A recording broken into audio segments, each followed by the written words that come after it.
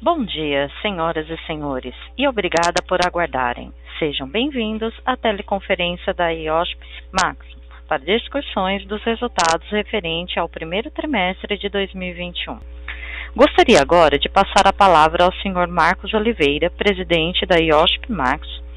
Sr. Marcos, por favor, pode prosseguir. Bom dia e bem-vindos à conferência de resultados do primeiro trimestre de 2021 da IOSP Maximo. Eu seguirei a apresentação disponibilizada no nosso site. O primeiro trimestre de 2021 foi ainda marcado pela pandemia. Com isso, continuamos focados na saúde dos nossos colaboradores, suas famílias e comunidades, através da adoção de protocolos alinhados com as orientações dos órgãos competentes de cada localidade onde atuamos. Neste período, observamos um cenário de recuperação na demanda por veículos automotores, diante de um ambiente desafiador para a indústria automotiva, devido ao abastecimento irregular de matérias-primas e outros insumos, como semicondutores, bem como a falta de energia elétrica e gás natural relacionado às baixas temperaturas na América do Norte observadas no mês de fevereiro. O mercado automotivo global, excluindo a China, segundo o IHS, apresentou um leve crescimento de 0,8% em comparação ao mesmo período do ano anterior, após uma redução relevante de mais de 20% em todo o ano de 2020. Cabe destacar o crescimento mais acelerado da demanda por caminhões, o que contribuiu de forma positiva para os resultados da companhia nas Américas e na Ásia.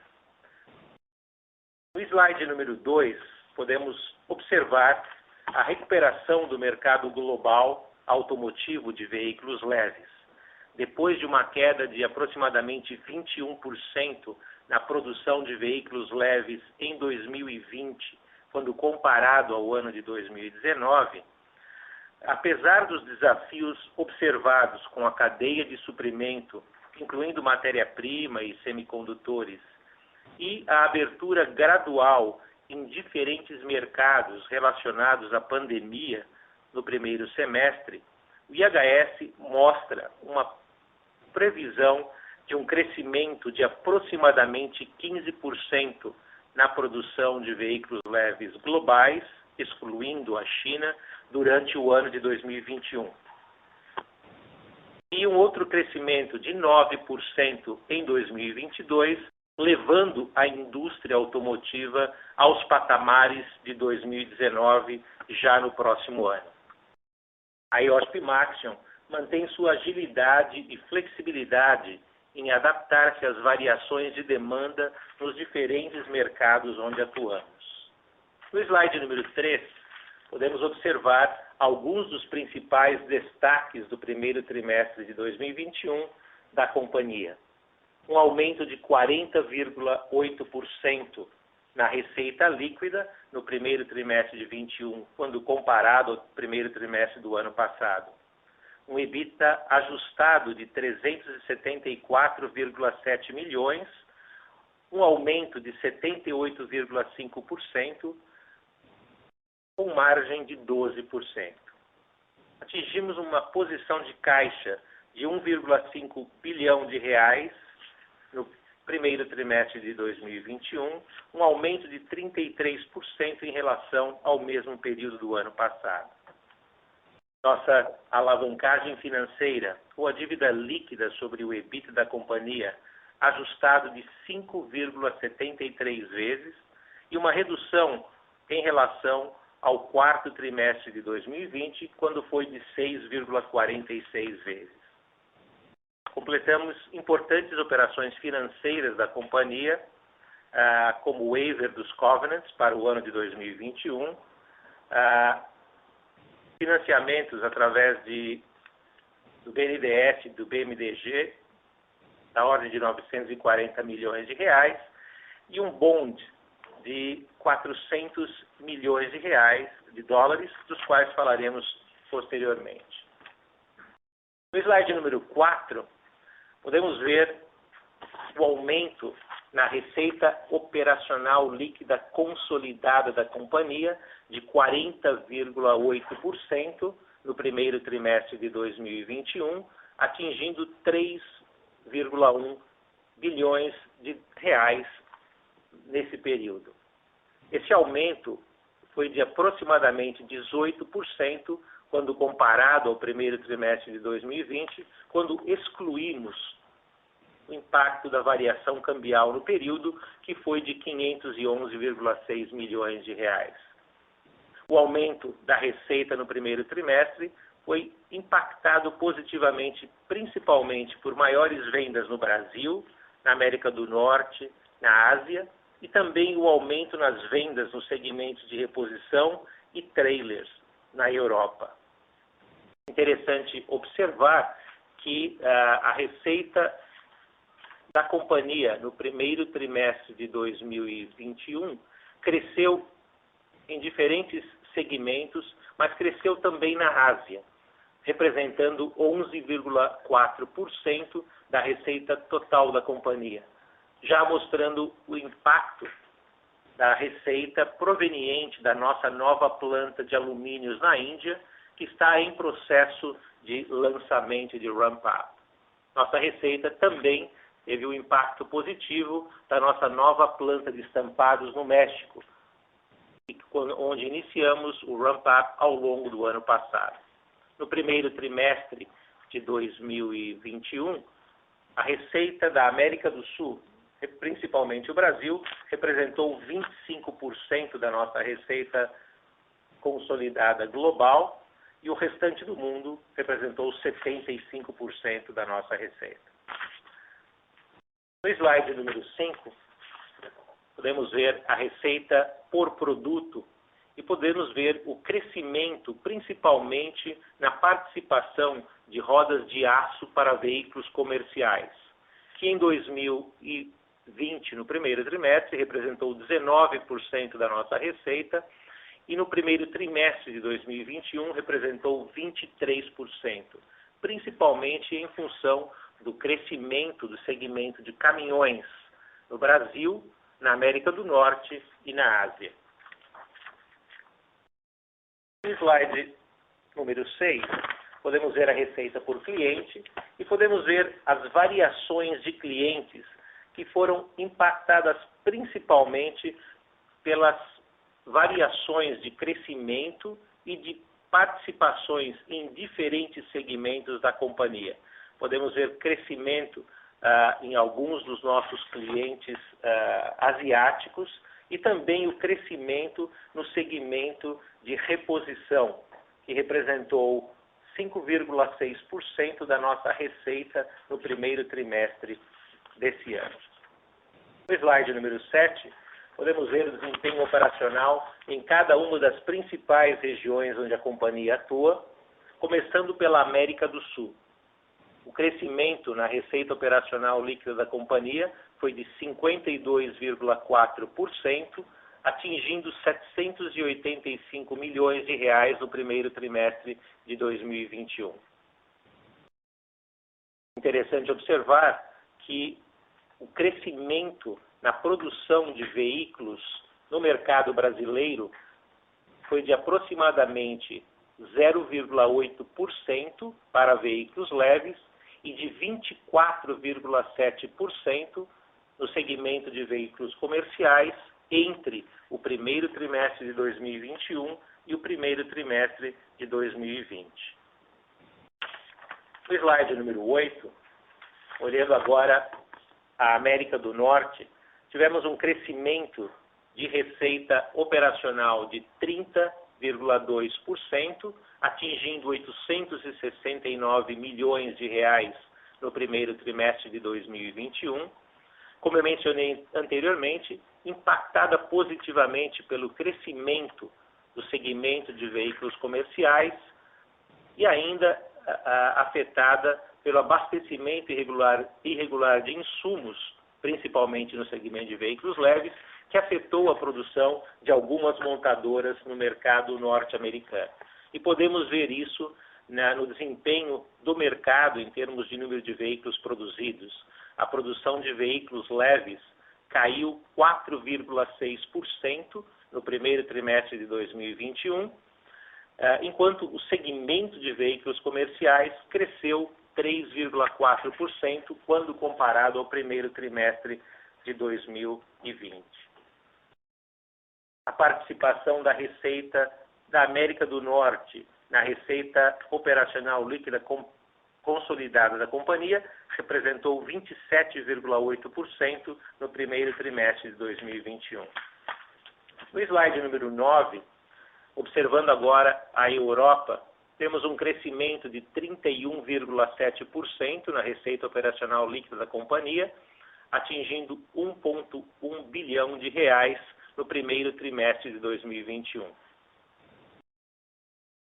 crescimento na receita operacional líquida da companhia na Europa foi impactada pelo câmbio, mas também pelo aumento de vendas de rodas no segmento de trailers e no mercado de reposição do segmento de veículos comerciais da Europa.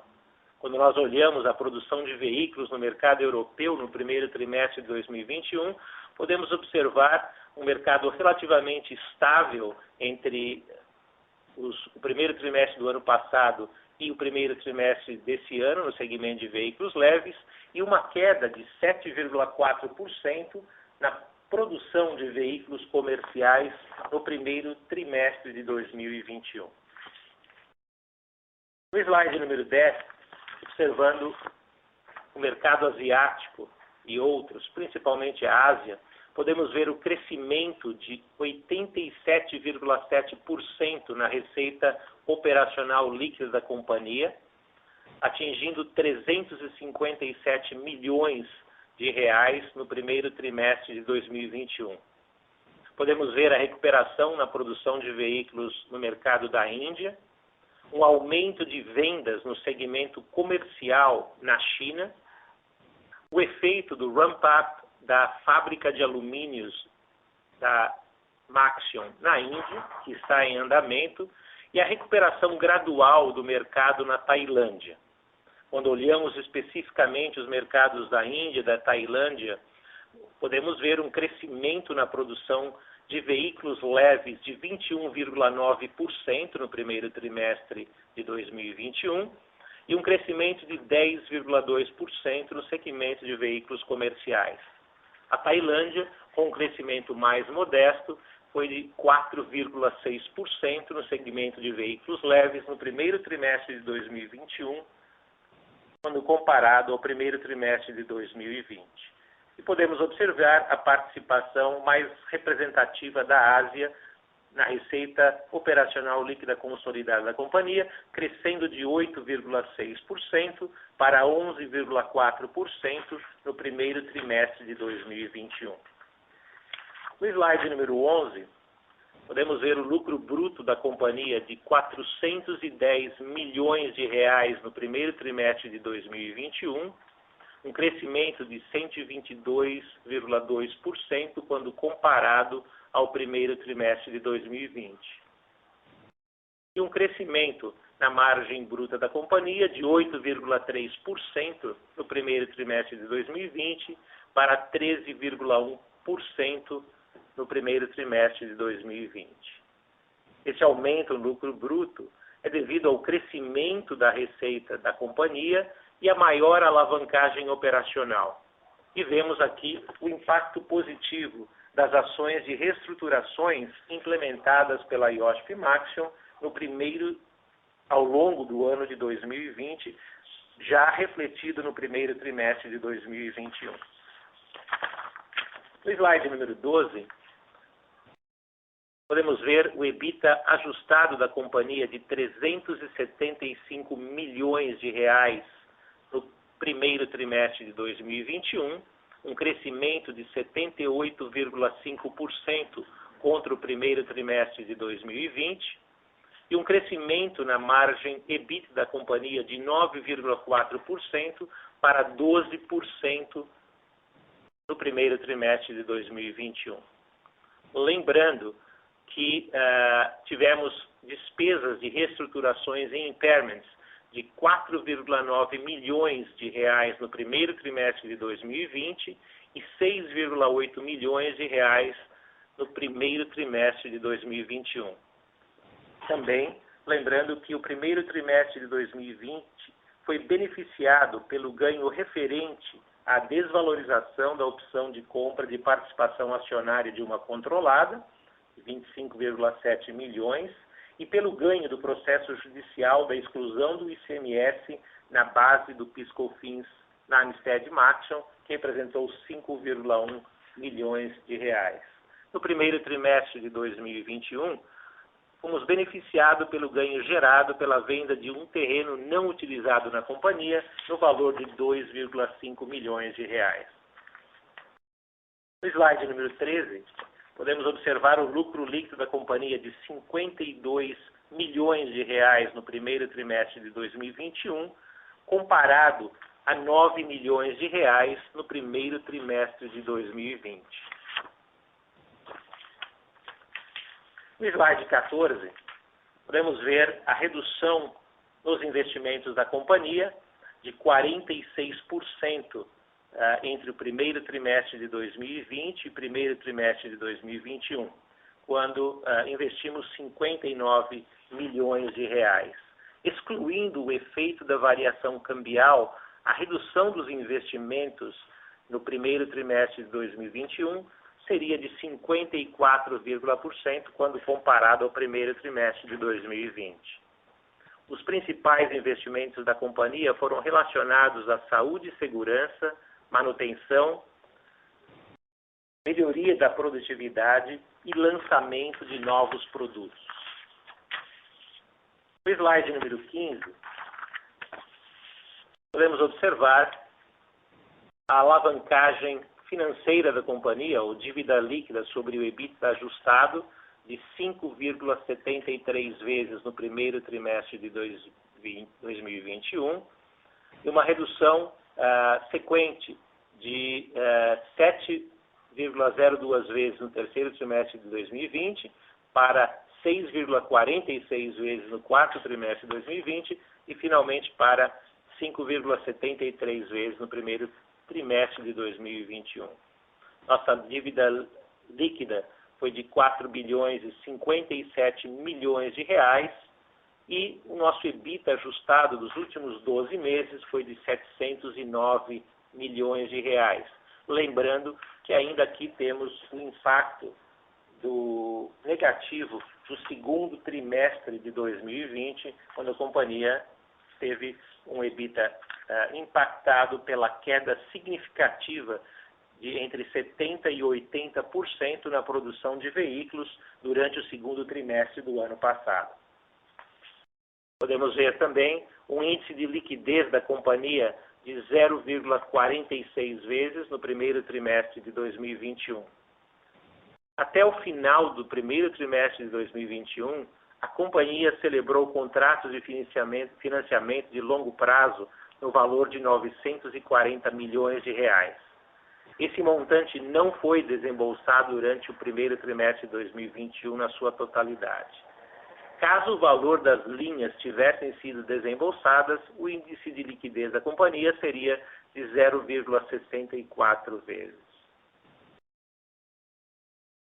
O indicador do primeiro trimestre de 2021 também não contempla a operação de bonds de 400 milhões de dólares, com prazo de 7 anos, dos quais falaremos posteriormente. No slide número 16, podemos ver a composição da dívida bruta da companhia ao final do primeiro trimestre de 2021, com 46% em reais, 38% em euro, 10% em dólar e 6% em outras moedas. Uma dívida bruta de 5 bilhões 566 milhões de reais no primeiro trimestre de 2021 e um caixa de 1 bilhão 509 milhões de reais no primeiro trimestre de 2021. Interessante observar o desenvolvimento da dívida da companhia, que teve um custo médio de 4,2% ao ano no primeiro trimestre de 2020 e um custo médio de 4% no primeiro trimestre de 2021. No final do primeiro trimestre, a nossa composição de dívida de longo prazo representava 41% e de curto prazo 59%. Fazendo pro forma, considerando as linhas de financiamento obtidas em 2021 com bancos de fomento brasileiros e a emissão de bonds, o pro forma da companhia mostraria uma dívida de longo prazo de 82% e de curto prazo de 18%.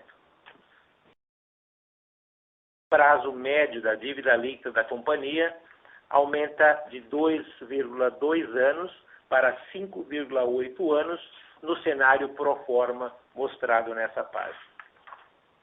No slide número 17, falamos um pouquinho mais sobre a emissão do Sustainability Linked Bonds realizado pela companhia. Quando fizemos nossa primeira captação no mercado de capitais internacional de 400 milhões de reais, com prazo de 7 anos e taxa de juros de 5%.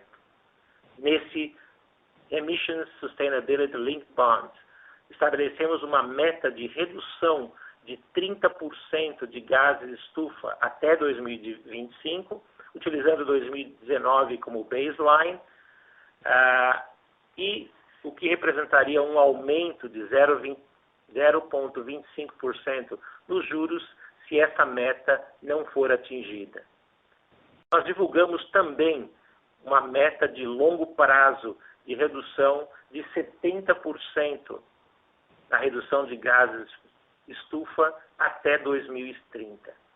Os principais projetos que contribuirão para atingir nossos objetivos são o aumento de uso de energias renováveis, a redução do consumo de energia, a adaptação da infraestrutura para o uso de gases de fontes não fósseis, aumento do número de sensores e monitoramento do processo produtivo e continuar inovando e evoluindo para oferecer soluções cada vez mais sustentáveis para o mercado automotivo.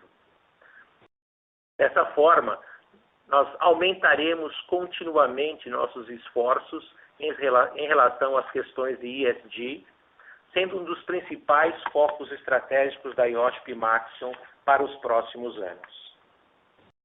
No slide número 18, mostramos apenas alguns dos nossos novos produtos e reconhecimentos durante o primeiro trimestre de 2021.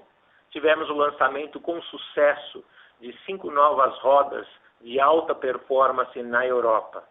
Rodas destinadas às montadoras premium, com tecnologia e redução de peso através do que nós chamamos o RRT, ou nosso Reduced Rim Technology. Uma inovação desenvolvida pela Maxion como uma alternativa mais leve e mais competitiva que o processo de flow forming para rodas de alumínio. Tivemos novos contratos da roda VersaStyle, que é uma roda de aço para veículos leves, com grande apelo visual e redução de peso, e continuamos em negociações em andamento com outras montadoras. Alguns dos principais prêmios no primeiro trimestre de 2021 foi a premiação do Diamond Supplier Award pela Navistar para a nossa unidade de componentes estruturais da Maxion no México, o prêmio de Quality Achievement pela PACCAR para a nossa unidade de rodas em Cruzeiro, em São Paulo, e a premiação de 2 projetos de digitalização da Iochpe-Maxion pela US Manufacturing Leadership Association, por projetos de inovação em digitalização na Tailândia e na Alemanha. Como mencionamos, as metas de sustentabilidade da companhia sinalizam o comprometimento da Iochpe-Maxion com essa agenda e com nossa visão de um setor automotivo com menos emissões, o que deverá envolver uma maior eletrificação dos veículos. Estamos confiantes em atingir essas metas com o aumento contínuo dos nossos esforços e através de todo o nosso trabalho em inovação, não só em produtos, mas em processos em todas as operações da IOSP e Maxion globalmente. Com isso, nós gostaríamos de abrir a sessão de perguntas e respostas. Iniciaremos agora a sessão de perguntas e respostas. Para fazer uma pergunta, por favor, digite *1. Para retirar a pergunta da fila, digite *2. Nossa primeira pergunta é de Vitor Mizusaki, Bradesco BBI. Pode prosseguir. Oi, bom dia, parabéns pelo resultado. Eu tenho duas perguntas. A primeira, olhando um pouco a dinâmica de working capital, agora no primeiro TRI, a gente viu um aumento no consumo. Se você puder falar um pouco, comentar um pouco o que a gente pode esperar para 2021, principalmente com relação a estoque e contas RCD. E a segunda pergunta, se você puder comentar um pouco também sobre o aumento da alíquota de imposto no primeiro trimestre. Obrigado. Bom dia, aqui é o Elcio. Começar aqui pelo capital de giro, só para reforçar aqui que não houveram mudanças estruturais nos prazos de pagamento para fornecedores ou nos prazos de recebimento para clientes. Tá? Então, acho que esse é o primeiro ponto para deixar bastante claro, que é um pouco nas nossas mudanças ou modificações nos estoques médios, ideais ou mínimos da companhia. Sazonalmente, o primeiro trimestre consome caixa com aumento de capital de giro. Né? Quando a gente termina o quarto trimestre, que é um trimestre com volumes mais baixos de produção e vendas, você começa o ano aumentando aqui o consumo de caixa, aumentando o capital de giro aqui da companhia. Esse ano, quando você olha versus o dezembro, teve um aumento aqui de 35% em relação ao final do ano. Mas no ano passado, por exemplo, se você voltar para 2020, esse aumento também ocorreu na ordem de quase 30%, e nos anos anteriores também ocorreu. Então, só para deixar claro que essa sazonalidade, quando a gente olha no passado, ela é muito visível e foi na ordem ali dos 20 e poucos por cento nos anos anteriores. Claramente, em 2021, esse aumento foi um pouco maior e fundamentalmente aqui na conta de estoques, por alguns motivos. Então, o primeiro deles, o preço das commodities, como a gente tem observado, vocês todos têm olhado no mercado, subindo aí de forma bastante substancial no período. Acho que somente nesse aspecto, só queria reforçar aqui que continuaremos com o nosso objetivo de repassar os aumentos de custos nos preços, conforme nós vimos aqui historicamente na companhia e também nesse próprio trimestre. Então, nós estávamos com estoques muito baixos no quarto trimestre do ano passado. Na realidade, nós até comentamos no call de resultados do quarto trimestre que sofremos de muitas ineficiências operacionais, dado o nível dos estoques e dado o nível de abastecimento, da consistência de abastecimento que nós tínhamos. Então, a gente buscou, nesse trimestre, aumentar aqui um pouco os estoques, de forma geral, para evitarmos essas rupturas ou ineficiências operacionais e podermos atender aqui os nossos clientes da melhor forma possível. Então, uma vez que o mercado estiver de forma mais normalizada, mais estabilizada, a gente volta aí a operar com níveis um pouco mais otimizados. Mas, claramente, foi uma questão mais temporária e tem um aspecto de não termos rupturas ou ineficiências que a gente observou lá no quarto trimestre do ano passado. Do lado do imposto de renda, a gente teve uma alíquota contábil, né, o ETR aqui de 52%, que você colocou, ele é bem mais alto que do primeiro TRI do ano passado, que teve um evento, enfim, não recorrente, que fez a alíquota baixar bastante. Mas acho que o ponto relevante aqui para a gente destacar, e obrigado aqui pela pergunta, que acho que é um tema relevante aqui para vocês na modelagem, entender essas questões tributárias. O nosso o cash tax rate que a gente efetivamente pagou, apesar do contábil ter sido 52%, o cash tax rate foi de 22%. A despesa de imposto de renda que nós vimos aí no DRE foi 86 milhões, que dão esses 52, mas a saída de caixa efetiva de 37 milhões. Então, tem uma diferença entre o contábil e o caixa, que deve continuar ocorrendo aqui no curto prazo. E quando a gente olha as notas e os detalhes, temos aqui pouco mais de 310 milhões de prejuízos fiscais em diferentes jurisdições que vão compensar aqui o pagamento do imposto de renda. E na Turquia, por exemplo, um outro exemplo que ocorre de forma recorrente, a gente utiliza os créditos de VAT na operação para pagar também o imposto de renda.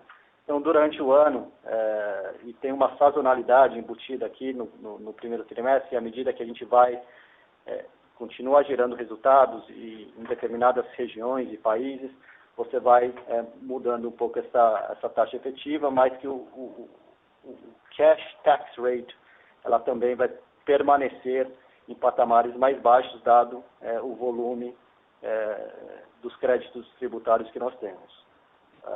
E aí, ao longo também, que a gente espera, a partir aí do próximo ano, que a gente tenha uma taxa contábil aí já mais próxima dos 34%, que é a alíquota aqui no Brasil.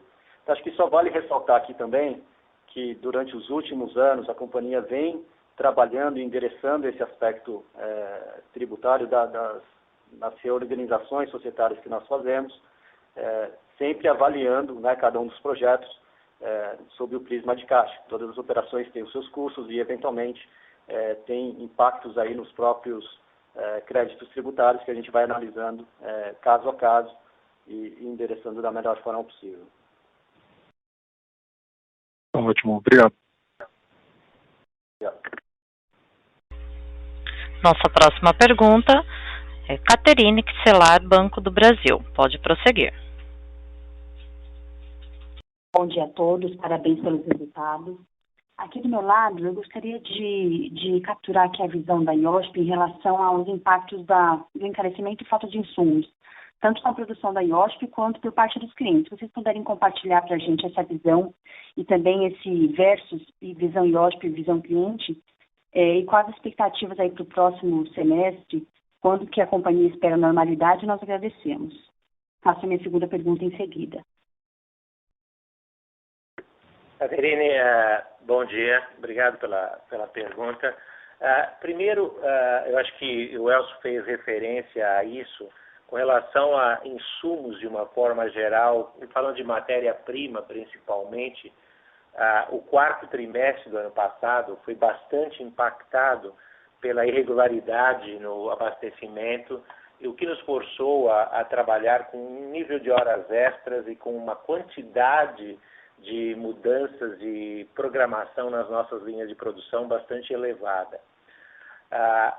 O que nós fizemos no nosso planejamento foi, ao longo da virada do ano, termos um nível de estoque um pouco mais elevado para que pudéssemos absorver essas eventuais regularidades que ainda continuaram ocorrendo durante o primeiro trimestre desse ano.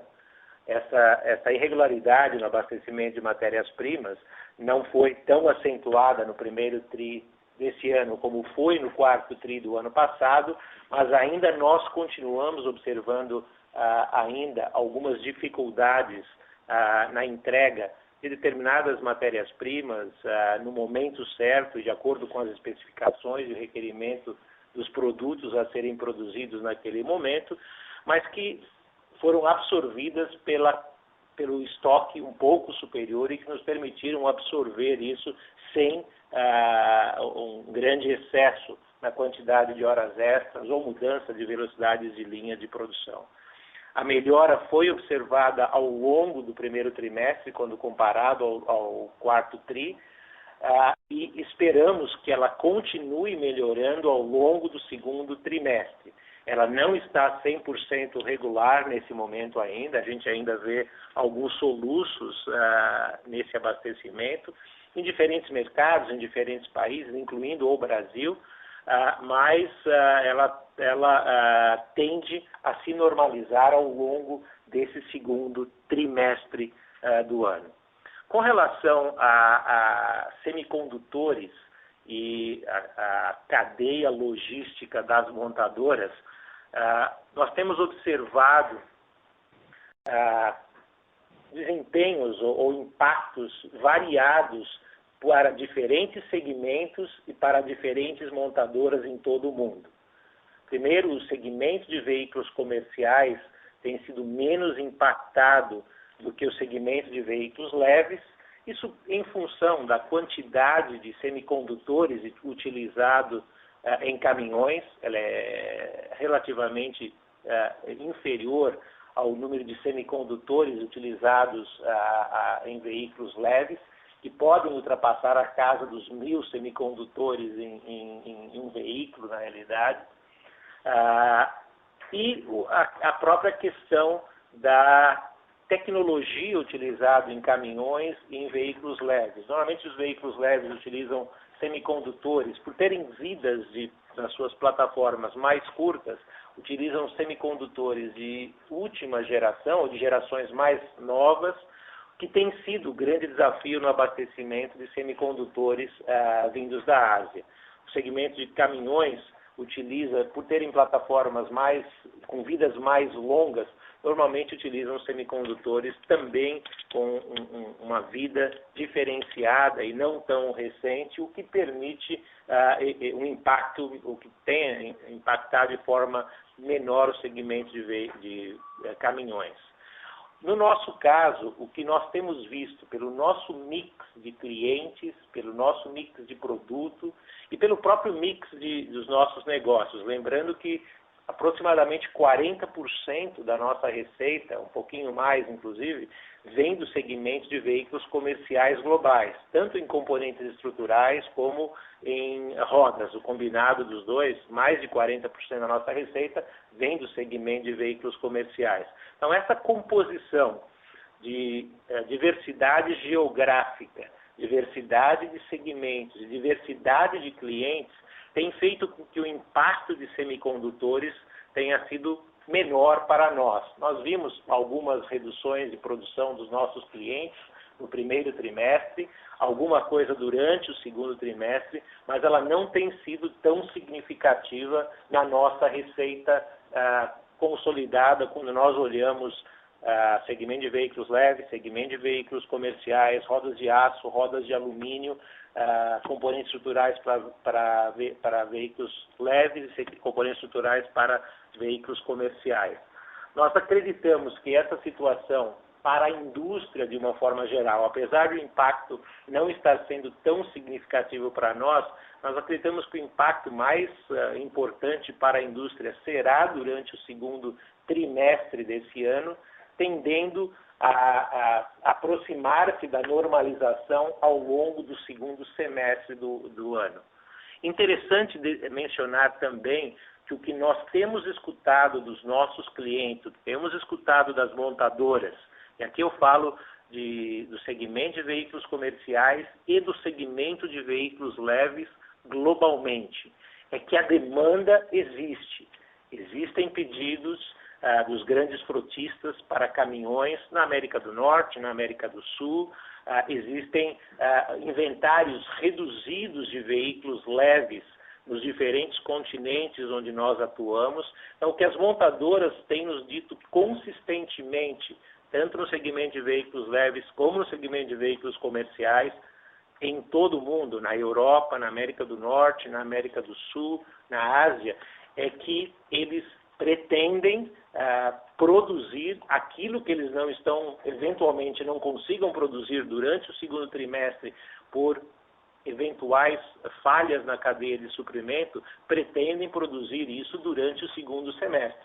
Então, eles têm nos pedido para que mantenhamos a nossa capacidade produtiva alocada para os seus diferentes produtos preparadas para responder no segundo semestre, quando eles acreditam que essa questão de atendimento da cadeia logística de uma forma geral estará, se não completamente normalizada, mais próxima do normal e com impactos menores daquilo que eles têm observado ao longo do segundo trimestre desse ano.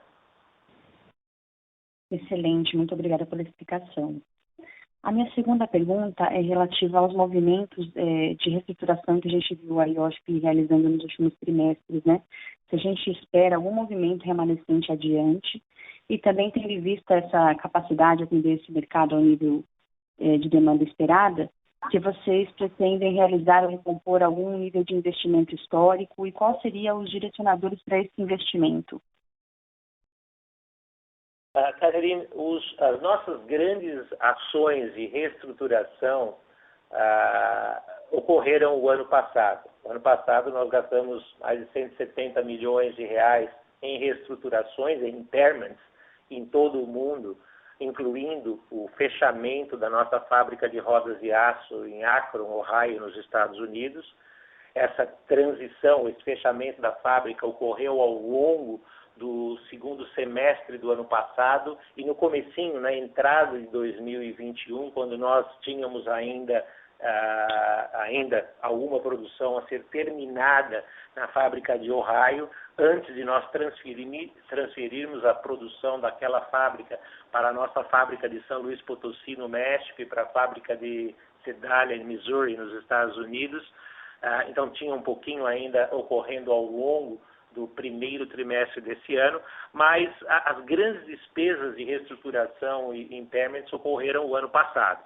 E esse ano nós não vislumbramos grandes ajustes, talvez alguns ajustes pontuais de pequena magnitude em alguma unidade global, em função das oscilações de demanda de mercado, mas de um montante significativamente inferior ao que foi o ano passado. Se nós olharmos aqueles 170 milhões de reais o ano passado, em termos de reestruturações e impairments, nós acreditamos que nas condições atuais de mercado, os números desse ano sejam inferiores a 10% àquele valor do ano passado.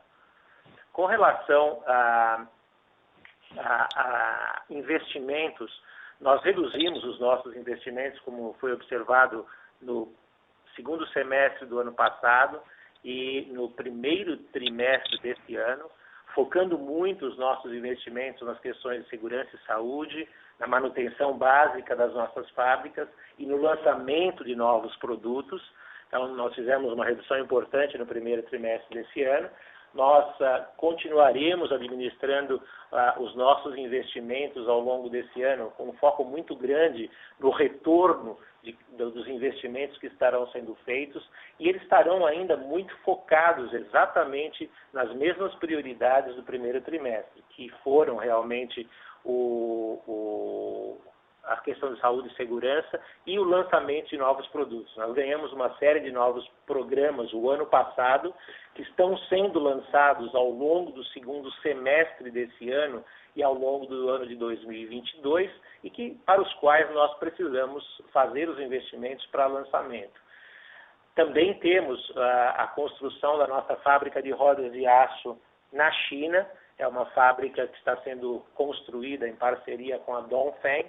Essa fábrica está sendo construída esse ano, com a conclusão prevista para o final do ano e início de produção ao longo do primeiro trimestre do ano que vem, e o ramp-up ao longo do ano de 2022.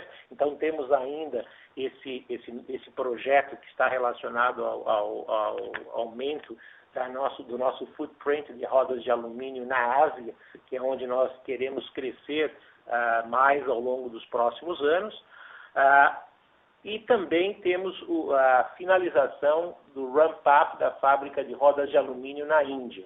Grande parte do investimento já foi feito, mas existem ainda alguns processos produtivos na área de usinagem e na área de fundição de baixa pressão, onde nós temos ainda um pouquinho mais de aumento de capacidade que está sendo adicionado gradualmente à medida que os volumes crescem na Índia. E a gente viu agora, já no primeiro trimestre desse ano, o efeito positivo desse ramp-up da fábrica da Índia, bem como o ramp-up da fábrica de estampados no México. Então, os investimentos estão muito focados nessas prioridades e que, obviamente, além da manutenção básica, que é importante, geram oportunidades de negócio, principalmente de crescimento orgânico da companhia e na melhoria da produtividade dos nossos processos. Excelente, muito obrigada pelas respostas. Uma boa semana a todos. Obrigado. Nossa próxima pergunta, Marcelo Mota, Banco JP Morgan. Pode prosseguir.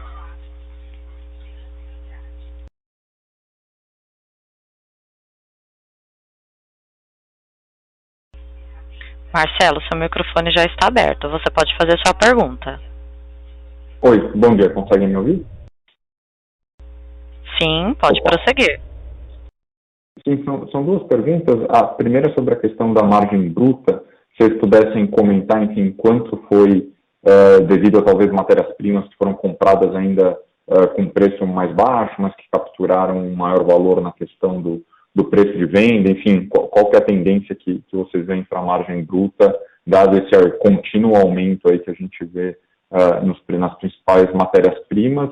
E se vocês pudessem comentar um pouco também sobre competição no setor, enfim, obviamente o número de market share é sempre bastante difícil, mas entender se vocês acreditam que tem ganhado market share aí pós-pandemia, dado que diversos players talvez não tiveram capacidade aí de se reorganizar, enfim, de ganhar eficiência nesse período. São essas perguntas. Obrigado. Vou mostrar aqui, Nelson, bom dia. Sobre a margem bruta do primeiro TRI, acho que aqui nós tivemos alguns benefícios que foram, primeiro, a gente comentou aqui dos processos de reestruturação que começam a dar um pouco do seu efeito aqui no primeiro trimestre, e essas reestruturações, elas ocorrem tanto impactando a margem bruta quanto o SG&A da companhia. Acho que tivemos aqui também a ausência daqueles stop and goes que a gente teve aí no quarto trimestre, quando a gente estava retomando aqui a produção. Então foi um processo mais limpo, né? E foi bom ter um pouco esse estoque adicional que possibilitou essa ausência dessas ineficiências operacionais. E aí acho que por final também tivemos um mix que acabou sendo aqui favorável para nós, e acho que a evolução do mix é um pouco que vai ditar um pouco a margem bruta aqui ao longo do ano, conforme você pega alguns mercados ou países ou segmentos que tem margens um pouquinho melhores, e você vai mudando, alterando, melhorando, piorando um pouco essa margem de acordo com o seu mix. Acho que a gente colocou, como a gente sempre expôs aqui ao mercado, né, o repasse dos preços em relação aos custos, um processo que continua ocorrendo, né, ele está muito dinâmico, a gente pode perceber aí no dia a dia as oscilações dos preços das matérias-primas, então é um processo aqui contínuo que a gente vai fazendo. Mota, só para complementar e falar um pouquinho da sua segunda pergunta, claramente a questão da alavancagem operacional da companhia é muito importante. Quando nós vemos um crescimento nos volumes, quando nós vemos um crescimento na receita da companhia, que vem também através do volume e do mix que o Elcio falou, isso é importante nas nossas margens de uma forma geral. O mix de veículos comerciais, com crescimento no segmento de veículos comerciais, foi positivo e também tem ajudado tudo isso, e esperamos que continue ajudando ao longo de todo o ano. E a questão da matéria-prima, como você tem acompanhado, os preços dos insumos, o preço da matéria-prima continua subindo globalmente. Ele sofreu um aumento importante na virada do ano e continua subindo globalmente. E nós vamos continuar trabalhando em repassar esses aumentos. Não existe alternativa, não existe como nós operarmos sem poder repassar esses aumentos. Esses aumentos ocorrem muitas vezes de forma automática, porém com algum delay, com algum atraso na implementação em função de contratos que são estabelecidos com base nos indicadores de cada mercado, de cada commodity, como o CRU, o LME. Então, existem aí alguns fatores de timing e outros que são negociados caso a caso, produto a produto em cada região. Então, o nosso esforço é continuar repassando isso e procurando acompanhar aquilo que está acontecendo com a matéria-prima. Mas eu acho que é importante, como o Elcio mencionou, levar em consideração o benefício das ações de reestruturações implementadas o ano passado e a alavancagem operacional, que é muito importante, combinada com o mix. Acho que esses são aí os fatores chaves e que a gente vai continuar acompanhando, obviamente, trimestre a trimestre nos mercados onde nós atuamos. Com relação ao ganho de market share, a realidade é que com as nossas ações de aumento de capacidade ao longo dos últimos anos, principalmente no segmento de rodas de alumínio, quando nós construímos a fábrica de rodas de alumínio na Índia, quando nós aumentamos a capacidade de rodas de alumínio na República Tcheca, na Tailândia, a própria construção da fábrica de rodas de alumínio na China, isso vai nos dando a oportunidade de continuar crescendo a nossa participação nesse segmento, o qual a companhia não atuava até o ano de 2011. Nós entramos no segmento de rodas de alumínio em 2012, com a aquisição da Hayes Lammers, e estamos crescendo a nossa capacidade em rodas de alumínio desde aquele período, o que tem nos dado um ganho de market share nesse segmento. No segmento de veículos de rodas de aço, também a gente tem encontrado oportunidades, e a gente viu um pouquinho disso refletido agora no primeiro trimestre, com um ganho de penetração no segmento de mercado de reposição e trailers, no mercado europeu principalmente, mas também no mercado norte-americano. Nós havíamos mencionado ano passado um novo negócio que nós temos com um cliente chamado Taskmaster, que tem representado um crescimento no segmento de rodas de aço para trailers e segmentos de reposição no mercado norte-americano, que vem agregando, foi um produto lançado a partir do segundo semestre do ano passado e que a gente vem crescendo ao longo do primeiro semestre e trimestre desse ano, o que tem nos dado ganhos de market share de forma pontual e de forma estratégica. Obviamente, nós estamos buscando ganhar penetração de mercado onde faz sentido ganhar penetração de mercado em função de ganho de não só de receita, mas ganho de margem também no nosso business. Então, esse é o nosso esforço, continuar trabalhando para isso ao longo dos próximos trimestres. Perfeito, bastante claro. Muito obrigado. Obrigado, Mota. Nossa próxima pergunta será via web, de Flávio, Clube Valor Futuro. Parabéns pela melhora operacional. Duas perguntas conectadas entre si. Poderiam esperar, como investidores, um foco em redução da dívida líquida em termos nominais daqui por diante? Dentro desse cenário de preocupação com o endividamento, poderiam comentar a capacitação do bônus de sustentabilidade a 5% de juros em dólar, enquanto a dívida média da companhia é de 3% em dólares? Obrigada. Flávio, bom dia. Em relação à dívida líquida, acho que eu só queria fazer um parênteses aqui e até reforçar o processo de desalavancagem da companhia, que saiu aqui dos patamares de 6 vezes para 5,73, e quando a gente olha, e o Marcos comentou na sua apresentação, e esse EBITDA dos últimos 12 meses, 709 milhões, contempla ainda um negativo de 144 milhões que nós tivemos no ano passado. Então, à medida que a gente avança aqui os últimos 45 dias do segundo trimestre, vamos substituir o menos 144 milhões por algum número mais normalizado, que vai fazer com que essa tendência continue nos próximos trimestres em relação à alavancagem da companhia. Esse esse drive tem sido muito, né, o que eu comentei agora, muito mais em função do denominador. E agora falando da dívida líquida, que foi a sua pergunta em específico, a gente sim espera que essa dívida líquida, nominalmente, ela vai caindo aqui, principalmente no segundo semestre. Se no começo do ano tem uma sazonalidade de consumo de caixa, historicamente, sazonalmente, quando a gente vai olhando lá para o terceiro, quarto trimestre, onde a companhia também começa a gerar o seu fluxo de caixa com maior intensidade.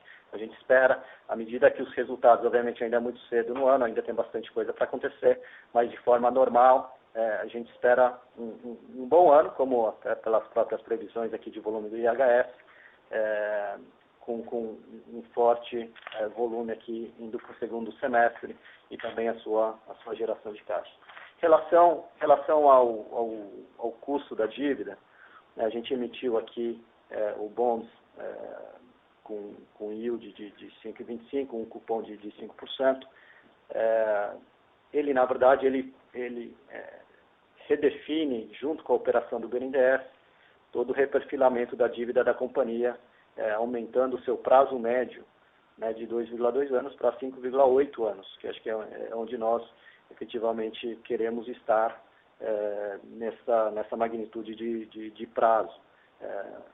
Algumas vezes, né, esse aumento de prazo ele vem na sequência aí com algum aumento de custo, que é o natural, o aumento por duration, mas até no nosso caso, quando a gente olha a operação de forma mais específica, dos 400 milhões de dólares, 340 milhões a gente acabou fazendo um swap para euro, que é a nossa moeda natural, e até onde a gente vai refinanciar, né, alongar o prazo das dívidas em euro, e aqui ele já tem um custo de 3,5 em euros. Então ele aumenta muito na margem, até se você considerar os waiver fees embutidos nas operações que nós tínhamos anteriormente, ele até acaba sendo, no custo total aqui efetivo, até benéfico para a companhia, mesmo com alongamento de prazo. Então é algo, sem dúvida nenhuma, que a gente presta muita atenção e a gente vai olhando cuidadosamente aqui as despesas financeiras e, ao mesmo tempo, olhando a questão de liquidez e prazo médio da dívida, que também são fatores igualmente aqui importantes. Então, a gente tende a ver um caixa que nós temos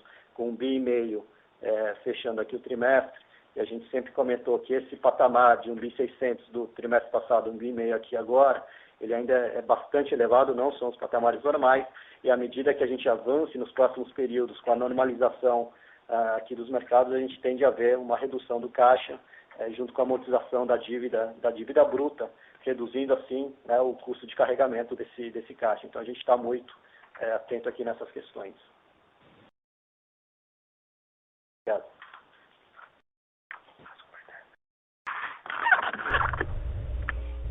Encerramos neste momento a sessão de perguntas e respostas. Gostaria de passar a palavra ao Sr. Marcos para as considerações finais. Muito obrigado pela participação de todos. Como nós mencionamos no call do quarto trimestre, tínhamos uma visão positiva para o ano de 2021, tanto do ponto de vista de crescimento de mercado, como o efeito positivo das ações implementadas pela companhia, e nós mantemos essa visão para o ano.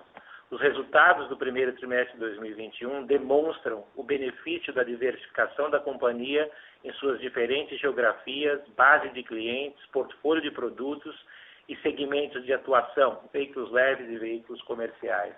Adicionalmente, observamos a flexibilidade e capacidade de adaptação da companhia às circunstâncias e adversidades. Apesar de incertezas que ainda existem, como nós mencionamos, relacionados à pandemia e à instabilidade na cadeia de suprimentos, a nossa visão é positiva e permanecemos atentos aos movimentos de mercado e preparados para agir de forma tempestiva. Mantemos o foco na execução da agenda estratégica de longo prazo com os projetos de inovação, avançando de forma consistente na eficiente utilização da nossa capacidade produtiva, lançamento de novos programas e alinhados com os temas prioritários de ESG, ambientais, sociais e governança. Mais uma vez, muito obrigado e tenham todos um bom dia.